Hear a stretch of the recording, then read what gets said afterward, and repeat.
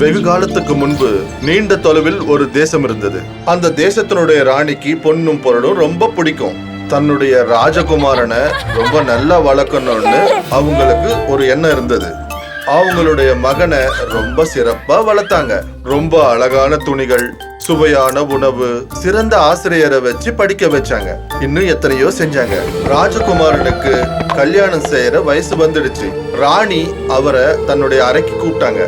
ராஜகுமாரன் கண்டிப்பா ராஜகுமாரிய தான் கல்யாணம் பண்ணிக்கணும். அவ எங்க இருக்கான்னு நீ தான் கண்டுபிடிக்கணும். அவளை தேர்ந்தெடுக்கிறதுல நீ சில விஷயங்களை தெரிஞ்சுக்கணும்.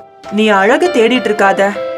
ராஜகுமாரியா இருக்கிறவ ராஜாவுக்கும் ராணிக்கும் மட்டும் மகளா இருக்க முடியாது. அழகாவும் இருக்கணும், அறிவாவும் இருக்கணும், அன்பாவும் நடந்துக்கணும், நல்ல உடைகளை அணிஞ்சவளாவும் இருக்கணும், எல்லாருக்கும் மரியாதை கொடுக்கறலாவும் இருக்கணும். ரொம்ப முக்கியமான விஷயம், நீ ராஜகுமாரிய பார்த்த உடனே தெரிஞ்சுக்க வேண்டிய விஷயம், அவ உண்மையான ராஜகுமாரியா இருந்தா அவளோட குரல் தேவதை மாதிரி இருக்கும். ராஜகுமாரன் ராணி சொன்னதை கேட்டாரு. ராஜகுமாரிய தேடிக்கிட்டு அவர் பல தேசங்களுக்கு கிளம்பினாரு. ராஜகுமாரன் தன்னுடைய சேவகர்களோட சில நாட்கள் பயணம் செஞ்சு ஒரு தேசத்துக்கு போனாரு. அந்த அரசர்கிட்ட போய் தன்னை அறிமுகப்படுத்திக்கிட்டாரு. அந்த அரசருக்கு ராஜகுமாரனை பிடிச்சு போச்சு. அவர் ரொம்ப அழகாவும் புத்திசாலியாவும் இருந்தாரு. அரசர் ராஜகுமாரனை ராஜகுமாரி இருக்கிற அறைக்கு கூட்டிட்டு போனாரு. ராஜகுமாரன் அந்த ராஜகுமாரிய பார்த்து ரொம்ப மயங்கி போனாரு. அந்த ராஜகுமாரி ஒரு புக்கு படிச்சிட்டு இருந்தாங்க. அழகாவும் இருந்தாங்க. ஹலோ ராஜகுமாரி. ஹலோ. ராஜகுமாரன் அதிர்ச்சியானாரு. ராஜகுமாரியின் குரல் அவ்வளவு இனிமையா இல்ல. நீங்க நல்லா தான் இருக்கீங்களா? உங்களுக்கு குடிக்க கொஞ்சம் தண்ணி கொண்டு வரட்டா? இல்ல இல்ல, எனக்கு தாகமாவே இல்ல. ஓ சரி சரி, நீங்க போய் உங்க புஸ்தகத்தை படிங்க. நான் கிளம்புறேன், எனக்கு நேரம் ஆகுது. உங்களை சந்திச்சதுல ரொம்ப மகிழ்ச்சியா இருக்கு. ராஜகுமாரன் மனம் உடைஞ்சு போயிட்டாரு. தன் பயணத்தை தொடங்கி பக்கத்து ராஜ்யத்துக்கு போனாரு. அந்த ராஜ்யத்துக்கு போனதுக்கு அப்புறம் தன்னை தானே அறிமுகப்படுத்திக்கிட்டாரு. ராஜகுமாரனுடைய அழகை பார்த்து அந்த அரசனும் அரசியும் ரொம்ப மயங்கி போயிட்டாங்க. உடனே அவங்களுடைய ராஜகுமாரிய காமிக்கிறதுக்கு கூட்டிட்டு போனாங்க.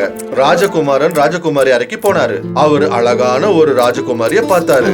மேஜையில உட்கார்ந்துகிட்டு அந்த ராஜகுமாரி சாப்பிட்டுக்கிட்டு இருந்தாங்க. ராஜகுமாரர் அறிமுகப்படுத்திக்கிட்டாரு. ஆனா ராஜகுமாரனை அவங்க கண்டுக்கவே இல்லை.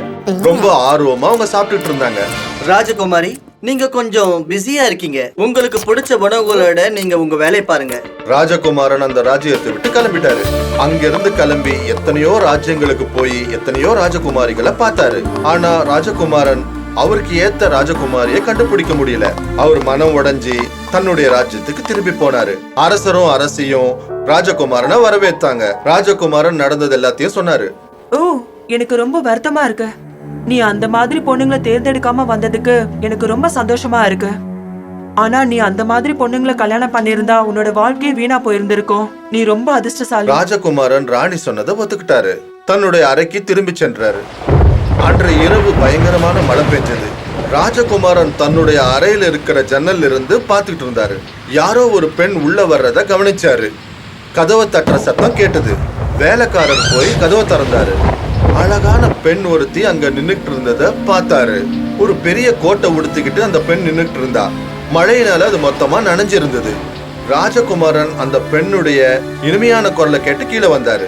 என்னோட டிரைவர் மழையில எங்கேயோ தொலைஞ்சு போயிட்டான். உங்க அரண்மனையில இருக்கிற வெளிச்சத்தை பார்த்து நான் இங்க வந்தேன். இன்னைக்கு ஒரு நாள் மட்டும் நான் இங்க தங்கிக்கிறதுக்கு எனக்கு அனுமதி தருவீங்களா? கண்டிப்பா, நீங்க வந்து இங்க தங்கலாம். உங்க கோட்டை கலட்டி கொடுக்குறீங்களா? ராஜகுமாரன் கோட்டைக்குள்ள வரவேற்றாரு. ராஜகுமாரன் அந்த பெண்ணுடைய கோட்டை கலட்டினாரு. அவர் பார்த்ததுலயே இவதான் ரொம்ப அழகான பெண்ணுன்னு நினைச்சாரு. அவருடைய வேலைக்காரங்கிட்ட அந்த பெண்ணை கவனிக்க சொன்னாரு. ராணி கிட்ட ஓடி போய் நடந்தத சொன்னாரு. ராணி அந்த பெண்ணை பார்க்கறதுக்கு வந்தாங்க. ராணி அந்த பெண்ணை பார்த்து ரொம்பவும் அதிர்ச்சியானாங்க. அவ ஒன்னும் ராஜகுமாரி இல்ல மகனே. அவளோட உடைகளை பாத்தியா எவ்வளவு அழுக்கா இருக்குன்னு. அவ கூட சேவகர்கள் இல்லவே இல்ல. ராஜகுமாரியா இருக்கிறவ அடமழையில எப்படி வெளியில வருவா சொல்லு? ஆனா அம்மா, இந்த மாதிரி அழகான ராஜகுமாரியை நான் இது வரைக்கும் பார்த்ததே இல்ல. ராணிக்கு புரிஞ்சு போச்சு ராஜகுமாரனுக்கு அந்த பெண்ணு பிடிச்சிருக்குன்னு. ராணி தந்திரமா யோசிச்சு அந்த பெண் ராஜகுமாரி இல்லன்னு நிரூபிக்கணும்னு நினைச்சாங்க. சரி, நான் அவளுக்கு ஒரு பரீட்சை வைக்கிறேன். இன்னைக்கு ராத்திரி நாம அவளுக்கு நம்மளோட ராயல் பெட்டை படுக்கையா கொடுக்கலாம். அதி சொகுசான 10 படுக்கைகளை அவளுக்கு கொடுத்து நாம வேக வைக்காத இந்த பட்டாணிய அதுக்கு நடுவுல நாம வைக்கலாம். ஒருவேளை அவ ராஜகுமாரியா இருந்தா இந்த பட்டாணி அவளை தூங்க விடாம பண்ணும். ராஜகுமாரன் அவங்க அம்மாவை நம்பினாரு. ராணி சேவகனை கூப்பிட்டு அந்த பட்டாணிய அந்த படுக்கைக்கு நடுவுல வைக்க சொன்னாங்க. ராஜகுமாரன் அந்த பெண்ணை அறைக்கு கூட்டு வந்தாரு. ஒரு ஏணி மூலமா படுக்கைக்கு ஏற சொன்னாங்க. அவ ராத்திரி முழுவதும் சரியாவே தூங்கல.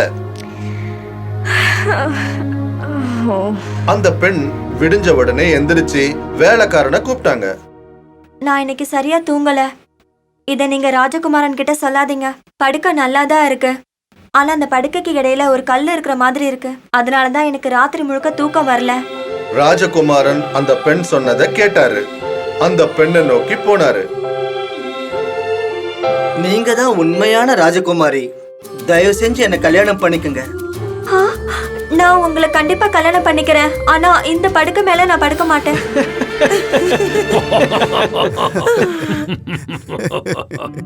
ராஜகுமாரனும் ராஜகுமாரியும் கல்யாணம் பண்ணிக்கிட்டாங்க. சந்தோஷமா வாழ்ந்து வந்தாங்க.